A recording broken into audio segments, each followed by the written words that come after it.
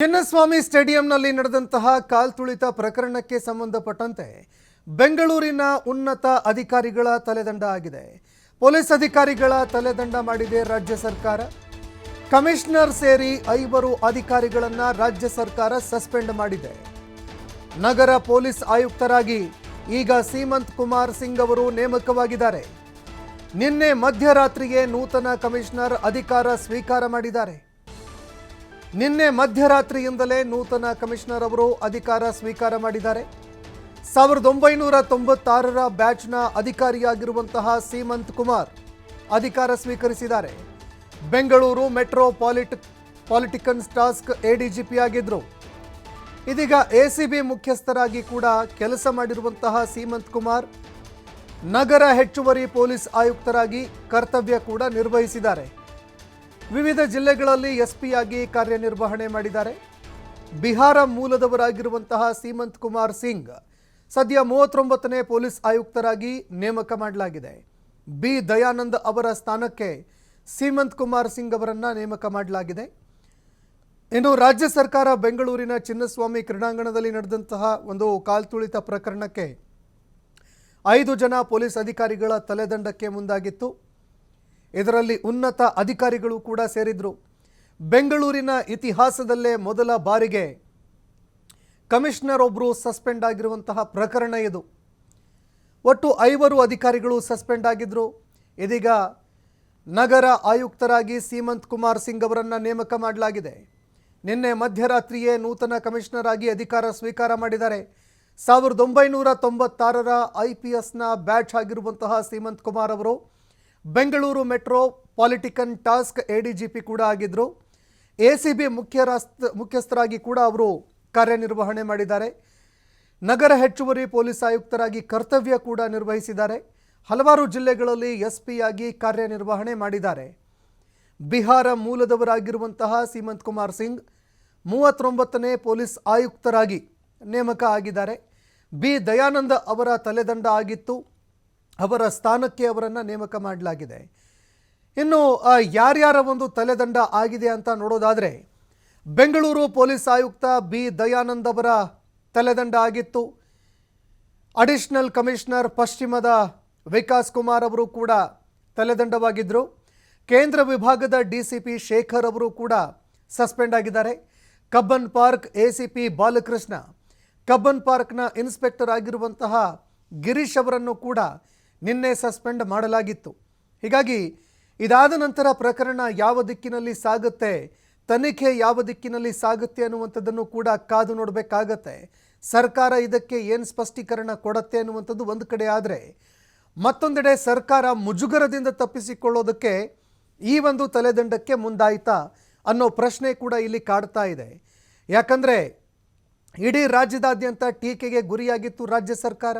ಇದೊಂದು ಜಾರಿಕೊಳ್ಳುವ ಪ್ರಯತ್ನ, ಹೊಣೆಗಾರಿಕೆಯಿಂದ ತಪ್ಪಿಸಿಕೊಳ್ಳೋದಕ್ಕೆ ಈ ಒಂದು ಪ್ರಯತ್ನ ಅನ್ನೋ ಮಾತುಗಳು ಕೂಡ ತೀವ್ರವಾಗಿ ಕೇಳಿಬರ್ತಾ ಇತ್ತು. ಇನ್ನು ಮತ್ತೊಂದೆಡೆ ಇದಕ್ಕೆ ಯಾರು ಹೊಣೆ ಅನ್ನುವಂತಹ ಒಂದು ಪ್ರಶ್ನೆ ಕೂಡ ಎದುರಾಗಿತ್ತು. ರಾಜ್ಯ ಸರ್ಕಾರ ಒಂದೆಡೆ ತನಿಖೆಗೆ ಆದೇಶ ಕೊಟ್ಟಿದ್ರೆ, ಮತ್ತೊಂದೆಡೆ 5 ಜನ ಉನ್ನತ ಅಧಿಕಾರಿಗಳನ್ನು ತಲೆದಂಡ ಮಾಡಿರುವಂಥದ್ದು ವಿಪಕ್ಷಗಳ ಕೆಂಗಣ್ಣಿಗೂ ಕೂಡ ಗುರಿಯಾಗ್ತಾ ಇದೆ. ವಿಪಕ್ಷಗಳು ಇದಕ್ಕೆ ಸಂಬಂಧಪಟ್ಟಂತೆ ಈಗ ರಾಜ್ಯ ಸರ್ಕಾರ ಮುಜುಗರದಿಂದ ತಪ್ಪಿಸ್ಕೊಳ್ಳೋದಕ್ಕೆ ಪ್ರಯತ್ನ ಮಾಡ್ತಾ ಇದೆ. ಈ ಕ್ರಮಕ್ಕೆ ಮುಂದಾಗಿರುವಂಥದ್ದು ಮುಜುಗರದಿಂದ ತಪ್ಪಿಸ್ಕೊಳ್ಳೋದಕ್ಕೆ ಅಂತ, ತನ್ನ ಹೊಣೆಗಾರಿಕೆಯಿಂದ ತಪ್ಪಿಸ್ಕೊಳ್ಳೋದಕ್ಕೆ ಅಂತ ವಿಪಕ್ಷಗಳು ಆರೋಪ ಮಾಡ್ತಾ ಇದೆ. ಇನ್ನು ತನಿಖೆಯಲ್ಲಿ ಏನೇನು ಬೆಳಕಿಗೆ ಬರುತ್ತೆ ಅದನ್ನು ಕೂಡ ಕಾದು ನೋಡಬೇಕಾಗತ್ತೆ. ಯಾಕಂದರೆ ಚಿನ್ನಸ್ವಾಮಿ ಸ್ಟೇಡಿಯಂನಲ್ಲಿ ಉಸ್ತುವಾರಿ ಯಾರು ವಹಿಸ್ಕೊಂಡಿದ್ರು ಅನ್ನೋ ಪ್ರಶ್ನೆ ಕೂಡ ಇಲ್ಲಿ ಎದುರಾಗ್ತಾ ಇದೆ. ಚಿನ್ನಸ್ವಾಮಿ ಸ್ಟೇಡಿಯಂನಲ್ಲಿ ಕಾರ್ಯಕ್ರಮ ಆಯೋಜನೆ ಮಾಡೋದಕ್ಕೆ ಮುಖ್ಯ ಹೊಣೆಗಾರರು ಯಾರು, ಕಾರ್ಯಕ್ರಮದ ಉಸ್ತುವಾರಿ ಯಾರಾಗಿದ್ದರು, ಪರ್ಮಿಷನ್ ಪಡೆದುಕೊಳ್ಳೋದಕ್ಕೆ ಏನೇನೆಲ್ಲ ಕಸರತ್ತು ಮಾಡಿದ್ರು, ಯಾವ ರೀತಿ ಒತ್ತಡ ಹೇರಿದ್ರು. ಯಾಕಂದರೆ ಪೊಲೀಸ್ ಅಧಿಕಾರಿಗಳು ಹೇಳಿದ್ರು ಈ ವಿಚಾರಕ್ಕೆ ಸಂಬಂಧಪಟ್ಟಂತೆ, ರಾತ್ರಿ ಇಡೀ ನಾವು ಕೆಲಸ ಮಾಡಿದ್ದೀವಿ. ಯಾವಾಗ RCB ಗೆಲುವನ್ನು ಸಾಧಿಸ್ತು, ರಾತ್ರಿ ಇಡೀ ಸೆಲೆಬ್ರೇಷನ್ ಇತ್ತು. ಹೀಗಾಗಿ ನಾವು ಕೂಡ ರಾತ್ರಿ ಇಡೀ ಕೆಲಸ ಮಾಡಿದ್ದೀವಿ, ನಿದ್ದೆ ಇಲ್ಲ, ಇದನ್ನೆಲ್ಲ ಮ್ಯಾನೇಜ್ ಮಾಡೋದಕ್ಕೆ ಸಾಧ್ಯನೇ ಇಲ್ಲ ಅಂತ ಅಧಿಕಾರಿಗಳು ಕೂಡ ಹೇಳಿದರು. ಪರ್ಮಿಷನ್ ಕೊಡೋದಕ್ಕೆ ಸಾಧ್ಯ ಇಲ್ಲ ಅಂತ ಹೇಳ್ತಾ ಇದ್ರು. ಇದರ ಹೊರತಾಗಿಯೂ ಕೂಡ ಪರ್ಮಿಷನ್ ಪಡೆದುಕೊಳ್ಳಲಾಗತ್ತೆ. ಯಾರ ಮೂಲಕವಾಗಿ ಒತ್ತಡ ಹೇರಲಾಯಿತು, ಏನು ಎತ್ತ, ಅದು ಕೂಡ ತನಿಖೆ ನಂತರ ಬೆಳಕಿಗೆ ಬರುತ್ತೆ. ಮತ್ಯಾರ್ಯಾರ ತಲೆದಂಡ ಆಗತ್ತೆ ಅನ್ನುವಂಥದ್ದನ್ನು ಕೂಡ ಕಾದು ನೋಡಬೇಕಾಗತ್ತೆ. ಮತ್ತೊಂದೆಡೆ BCCI, KCA, ಅದೇ ರೀತಿಯಾಗಿ DNA ವಿರುದ್ಧವಾಗಿ ಪ್ರಕರಣ ದಾಖಲು ಮಾಡಲಾಗಿದೆ.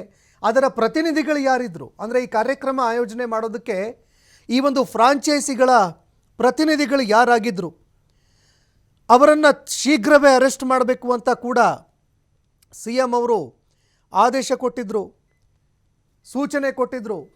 ಹೀಗಾಗಿ ಪ್ರಕರಣಕ್ಕೆ ಸಂಬಂಧಪಟ್ಟಂತೆ ಯಾವಾಗ ಅವರನ್ನು ಅರೆಸ್ಟ್ ಮಾಡಲಾಗುತ್ತೆ ಅನ್ನುವಂಥದ್ದನ್ನು ಕೂಡ ಕಾದು ನೋಡಬೇಕಾಗತ್ತೆ. ಯಾಕಂದರೆ ಅವರು ಕೂಡ ಒಂದೆಡೆ ಅಬ್ಸ್ಕಾಂಡ್ ಆಗಿದ್ದಾರೆ. ಈ ಪ್ರಕರಣದಲ್ಲಿ ಅವರು ಸಿಗಬೇಕಾಗಿತ್ತು, ಇಷ್ಟೊತ್ತಿಗಾಗಲೇ ಅರೆಸ್ಟ್ ಮಾಡಬೇಕಾಗಿತ್ತು. ಆದರೆ ತಲೆಮರೆಸ್ಕೊಂಡಿದ್ದಾರೆ ಅನ್ನೋ ಮಾಹಿತಿಗಳು ಲಭ್ಯವಾಗ್ತಾ ಇದೆ. ಹೀಗಾಗಿ ಇದೆಲ್ಲದಕ್ಕೂ ಸಂಬಂಧಪಟ್ಟಂತೆ ಉತ್ತರ ಸಿಗಬೇಕಾಗತ್ತೆ.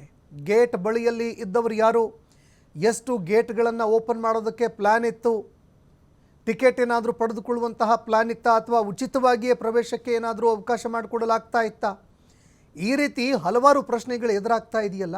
ಈ ಎಲ್ಲ ಪ್ರಶ್ನೆಗಳಿಗೆ ಉತ್ತರ ಸಿಗಬೇಕಾಗತ್ತೆ. ಯಾಕಂದರೆ ಮುಂಚಿನಿಂದಲೇ ಗೇಟ್ ಏನಾದರೂ ಓಪನ್ ಮಾಡಿದ್ದೇ ಆದರೆ ಆ ಸಂದರ್ಭದಲ್ಲಿ ಕೊಂಚ ಕ್ರೌಡು ಕೂಡ ಕ್ಲಿಯರ್ ಆಗ್ತಾ ಇತ್ತು. ಬಹುಶಃ 11 ಜನ ಏನು ಅಸುನೀಗಿದ್ರು, ತಮ್ಮ ಪ್ರಾಣ ಕಳೆದುಕೊಂಡ್ರು, ಅವರು ಇವತ್ತಿಗೆ ಬದುಕಿರ್ತಿದ್ರು. ಆದರೆ ಗೇಟ್ ಬಳಿಯಲ್ಲಿ ಮ್ಯಾನೇಜ್ಮೆಂಟ್ ಯಾರದ್ದಿತ್ತು, ಚಿನ್ನಸ್ವಾಮಿ ಕ್ರೀಡಾಂಗಣದಲ್ಲಿ ಮ್ಯಾನೇಜ್ಮೆಂಟ್ ಯಾರ ಕೈಯಲ್ಲಿತ್ತು, ಗೇಟ್ಗಳನ್ನು ಕ್ಲೋಸ್ ಮಾಡೋದಕ್ಕೆ ನಿರ್ದೇಶನ ಕೊಟ್ಟವರು ಯಾರು, ಅದೇ ರೀತಿಯಾಗಿ ಏಕಾಏಕಿ 3 ಗೇಟ್ಗಳನ್ನು ಮಾತ್ರ ಓಪನ್ ಮಾಡಿಸಿದ್ದು ಯಾರು, ಇದೆಲ್ಲವೂ ಕೂಡ ಬೆಳಕಿಗೆ ಬರಬೇಕು. ಅವರ ವಿರುದ್ಧವೂ ಕೂಡ ಕಠಿಣಕ್ಕೂ ಕಠಿಣ ಕ್ರಮಗಳಾಗಬೇಕು. ಅವರ ಮಕ್ಕಳು, ಇವರ ಮಕ್ಕಳು, ಪ್ರಭಾವಿಗಳು, ಮತ್ತೊಂದು ಮಗದೊಂದು ಯಾವುದು ಕೂಡ ಇಲ್ಲಿ ಬರಬಾರ್ದು. 11 ಜನರನ್ನು, ಅಮಾಯಕರು ಇಲ್ಲಿ ಪ್ರಾಣ ಕಳೆದುಕೊಂಡಿದ್ದಾರೆ. ಸಣ್ಣ ಸಣ್ಣ ಮಕ್ಕಳು ಇದರಲ್ಲಿ ಸಾವನ್ನಪ್ಪಿದ್ದಾರೆ. 14, 15, 16 ವರ್ಷ, ಕೆಲವರು ಈಗ ತಾನೇ ಕೆಲಸಕ್ಕೆ ಜಾಯಿನ್ ಆಗಬೇಕು ಅಂತ ಕನಸು ಕಟ್ಕೊಂಡು ಕೂತಿದ್ರು, ಅಂಥವರು ಸಾವನ್ನಪ್ಪಿದ್ದಾರೆ. ಹೀಗಾಗಿ ಈ ಪ್ರಕರಣದಲ್ಲಿ ಯಾರ್ಯಾರೋ ಕೈವಾಡ ಇದೆ, ಅವರ ಮೇಲೂ ಕೂಡ ಕ್ರಮ ಆಗಬೇಕು.